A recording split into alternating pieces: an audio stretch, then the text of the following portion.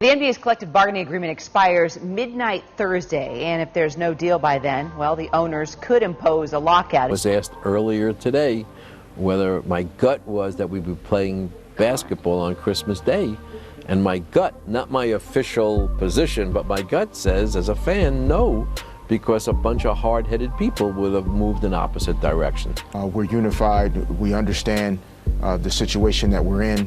We realize that the lockout is owner-imposed, not player-imposed. They're willing to lose the season, the owners. If we don't have a deal and we sit around staring at each other and don't make a deal, the season will slip away. Derek, the owners have made it pretty clear they want a hard cap. Are they going to get it? No, they won't. And we've been clear on that point from the beginning, that if this deal is going to hinge on there being a hard salary cap, there won't be a deal.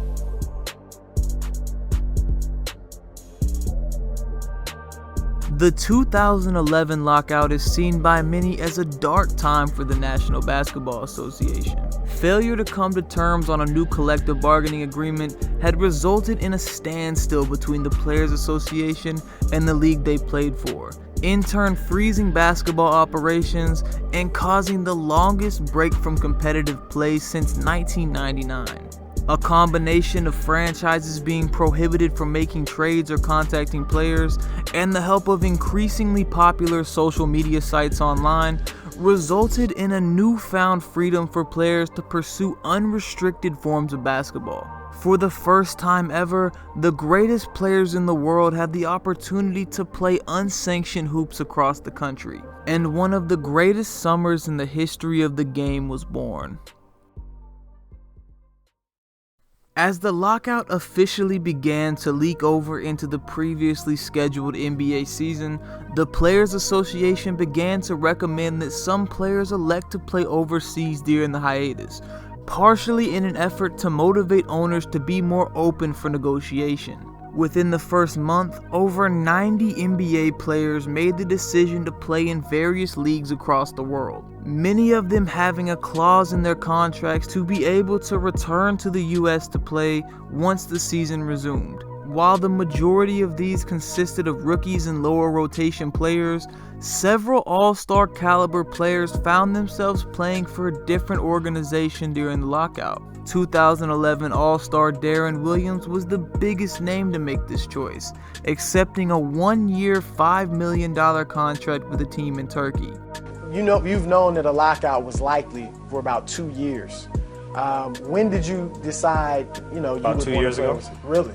I've been saying it a long time. I told people, and they just thought I was joking. You know, I never really came out and publicly said it, but I told, you know, friends and family, other teammates. Why I think I really did is because I don't see a deal getting done anytime soon. In just 11 games, he would average 21 points per game in his international debut, including a 50-point performance during a Euro Challenge first group stage game. By the end of his month-long stint with the club, he would have his number 8 jersey retired in the rafters, and was even given a farewell ceremony following his final game. Kenyon Martin would sign a $500,000 per month contract in the CBA, a deal that would make him the highest paid player in Chinese basketball history. And NBA champion Tony Parker chose to play for a team he partially owned in his home country of France. These decisions by players to continue playing at a high level around the world came as no surprise considering the financial gain on the table. But back home in the United States, the majority of players were left hungry to play the game they love at a high level. And it wasn't long before opportunities began popping up all over the nation.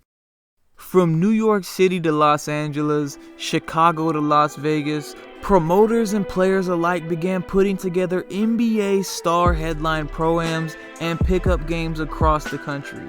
Many of the league's best could be found in local high school gyms, putting on a show in front of packed crowds, something that had never been seen on this level before. Chris Paul's foundation hosted a charity game that featured himself along with 10 other then or soon to be all-stars, including LeBron James, D. Wade, and Kevin Durant, and they would put on a show that the crowd would never forget. Future MVP Stephen Curry was dropping 40 points in the Salt Lake City Pro-Am, giving this small venue a glimpse at what would become the face of the league in a few years. Up-and-coming basketball brands like Ball is Life and Hoop Mixtape put together mixes of games that would go viral on the budding social media landscape, gaining millions of views and connecting fans to their favorite players like never before. In the process, these mixtapes would also help to launch young talent like John Wall into further stardom, establishing him as one of the most exciting players the game had to offer after showcasing his play during the lockout. The iconic moments and unforgettable highlight plays created by these games live on in the minds of everyone who witnessed them to this day. But one performance on the hallowed grounds of the legendary Rucker Park still stands above them all. Coming off his second consecutive season leading the NBA in scoring, Kevin Durant had already proven that he was one of the most deadly scorers in the history of the game. However, the extended lockout summer had provided him a new opportunity to grow his legacy, as he planned a tour of pickup games at famous street courts across the country in order to give new crowds of people, specifically those who may not normally buy tickets to NBA games, the unique chance to see him play up close. On a random August afternoon, KD would get a text from a childhood friend in New York City, and it contained an invitation to play at one of basketball's most iconic courts. One of my guys from back at home, White Chocolate, the Streetball legend around our area, he texted me and said, "They bumping up the Rucker, Slim. Do you want to play?"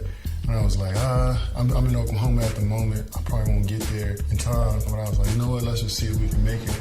I hopped on the flight in an hour straight from the plane to the park. I didn't let anybody know I was coming up there. New York is so small, they could just yell down the block and say, "Yo, KD's here." And that's what it felt like, because I remember I just put my shorts and jersey on and my shoes, and I look up, it's packed all the way over the gate. Within minutes of his arrival at the Rucker, word had already spread throughout Harlem that the NBA All-Star was in town. It wasn't long before it was standing room only across the entire block, with Streetball being a completely different style of basketball from the player protecting NBA. The crowd and opponents in NYC were trying to get in his head from the minute he walked on the court, looking for any advantage they could to combat the skills of the 7-foot soon-to-be MVP. Having grown up on the streets of Maryland, Durant was no stranger to playing on the blacktop, and it wasn't long before he had the crowd eating out of the palm of his hand. I am a kid. Jumper.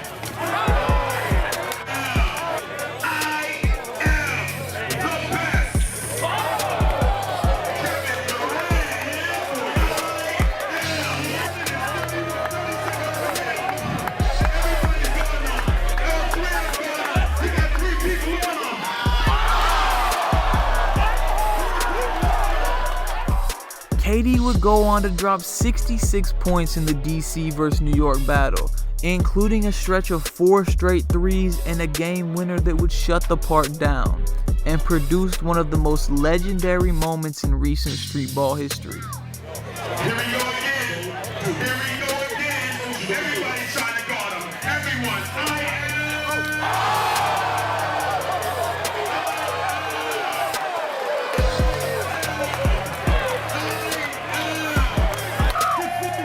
Everybody's guarding him. All 5 of them. Everyone.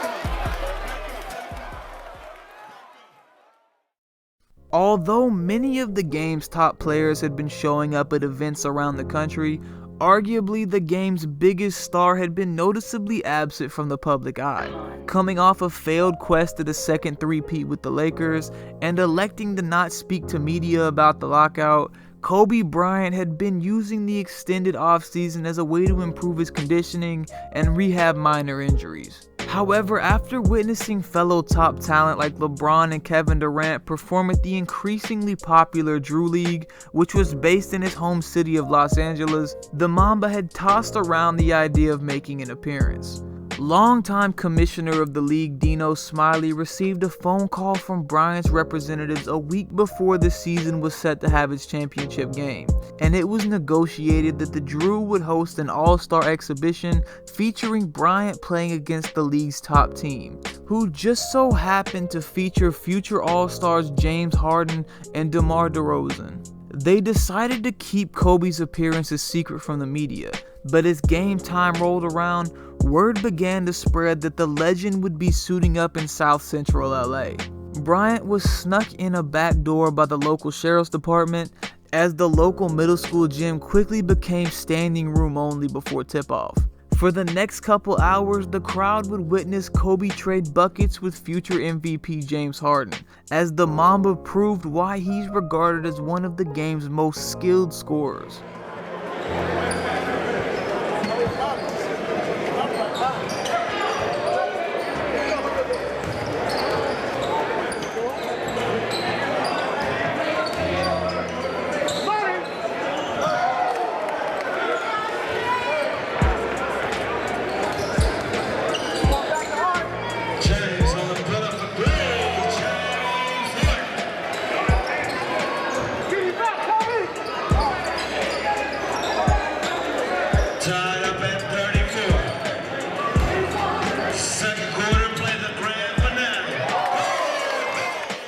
At the end of the back and forth matchup, Kobe had the ball in his hands with only 20 seconds left, and what would follow would become a priceless moment in his legacy.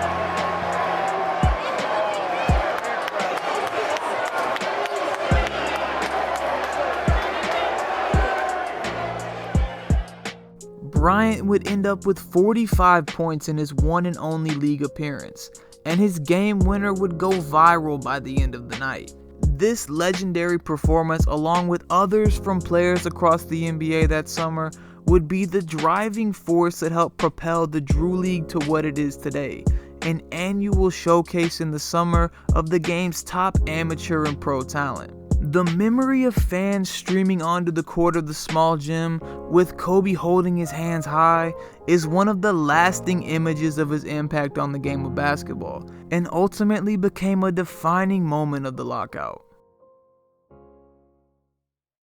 On December 8, 2011, the 5-month and 1-week-long NBA lockout would finally come to an end, with the players' union and owners reaching a new collective bargaining agreement. This hiatus from play had led to the regular season being shortened from 82 to 66 games, but perhaps more importantly, left a lasting impact on the way we see professional athletes today. This summer of unrestricted basketball led to an up-close and personal look at some of the game's biggest stars, giving fans both online and in person the chance to see their favorite hoopers play the game with more fun and freedom than ever before. It started a chain reaction that we still see an impact of to this day, with many of the game's best players still choosing to play in Pro-Am leagues throughout the offseason. But only during the lockout did we get the privilege of seeing players on the caliber of LeBron, KD, and Kobe be willing to step off the NBA floor and onto amateur courts across the nation, making 2011 one of the most memorable times in the history of the game, and a perfect example of basketball at its purest form.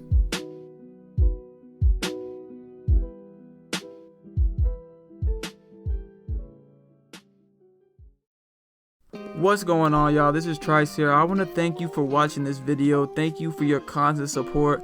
Don't forget to drop a like, leave feedback in the comment section below, and subscribe for more content. Remember to turn on your post notifications so you don't miss any new videos as soon as they hit YouTube.